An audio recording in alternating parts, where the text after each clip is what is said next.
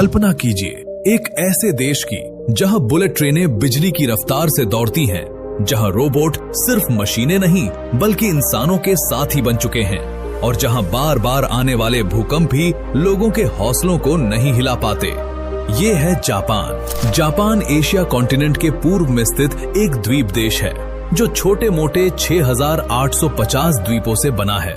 Japan के निकटतम पड़ोसी देश चाइना, कोरिया और रूस है। जापान की राजधानी टोक्यो शहर है। टोक्यो न सिर्फ जापान का बल्कि पूरी दुनिया का सबसे बड़ा मेट्रोपॉलिटन शहर है, जहां 3 करोड़ 70 लाख लोग निवास करते हैं। टोक्यो के अलावा योकोहामा, ओसाका, कपोटो, नागोया जैसे बड़े शहर जापान में मौजूद है। पूरे जापान की जनसंख्या करीबन 12.5 करोड़ मानी जाती है। बड़ी हैरानी की बात है कि जापान की जनसंख्या धीरे धीरे कम हो रही है। यहाँ पर बर्थ रेट बहुत ही कम है। जापान में बुजुर्गों की संख्या बहुत ही ज्यादा है, जिसकी वजह से जापान दूसरे देशों के यंग लोगों को जॉब्स अपॉर्चुनिटीज दे रहा है। जापान की शिनकानसेन बुलेट ट्रेन सिर्फ एक ट्रेन नहीं, एक इंजीनियरिंग का चमत्कार है जो 300 किलोमीटर प्रति घंटे की स्पीड से भी ज्यादा दौड़ती है। जापान टेक्नोलॉजी में दुनिया का लीडर बन चुका है।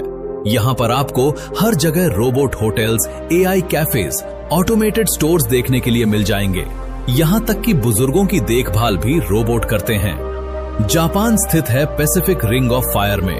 यहाँ हर साल हजारों छोटे मोटे भूकंप आते हैं। इससे निपटने के लिए जापान में भूकंप resistant building, advance warning system बना रखे हैं।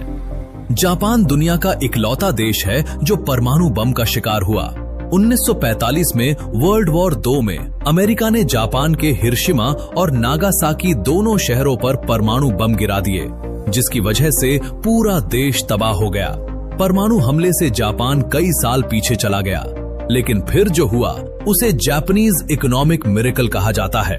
जापान ने तेजी से इंडस्ट्रीज का विकास किया, टेक्नोलॉजी में आगे बढ़ा और दुनिया की बड़ी इकोनॉमीज में शामिल हुआ। आज जापान दुनिया की तीसरी सबसे बड़ी अर्थव्यवस्था है, जिसकी GDP 5 ट्रिलियन है। जापान की ताकत उसकी मैन्युफैक्चरिंग इंडस्ट्री है। टोयोटा, होंडा, सोनी जैसी दुनिया की बड़ी कंपनियां जापान की है। जापान को ऑटोमोबाइल और इलेक्ट्रॉनिक का हब माना जाता है। जापान में खेती करना आसान नहीं है। पूरे देश की 12% जमीन ही खेती योग्य जमीन है, बाकी पहाड़ और जंगल है। फिर भी जापान एडवांस फार्मिंग करता है। राइस जापान की प्रमुख फसल है।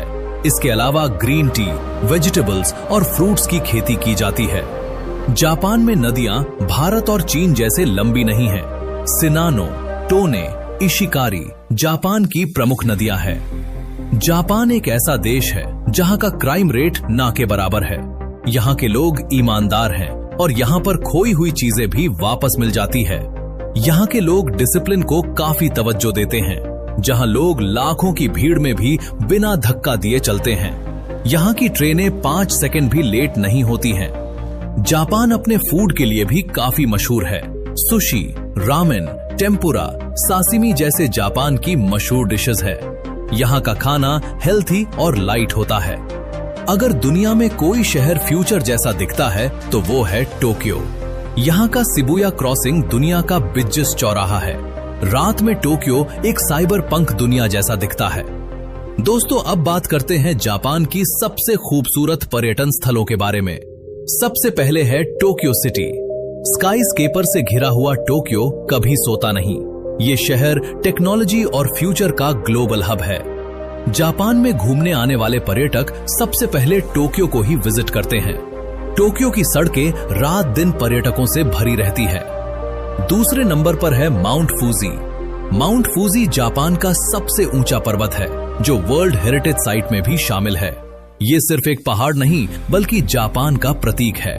ये पर्वत साल में 120 दिन ही दिखाई देता है। जनवरी महीने में इसे देखने की संभावना लगभग 80% होती है। पूरे साल में ये ज्यादातर बादलों से ही घिरा रहता है। उसके बाद है नारा पार्क। क्योटो से पहले की राजधानी रही नारा पार्क एक शांतिपूर्ण जगह है। इसके हरे भरे उद्यानों में स्वतंत्र रूप से घूमने वाले हिरण रहते हैं, जो इस शहर का प्रतीक है। आप इन हिरणों के साथ घूम सकते हैं, इनको छू सकते हैं और इनको खाना भी खिला सकते हैं। नारा पार्क जापान की बहुत ही प्रसिद्ध और फेमस घूमने लायक जगह है।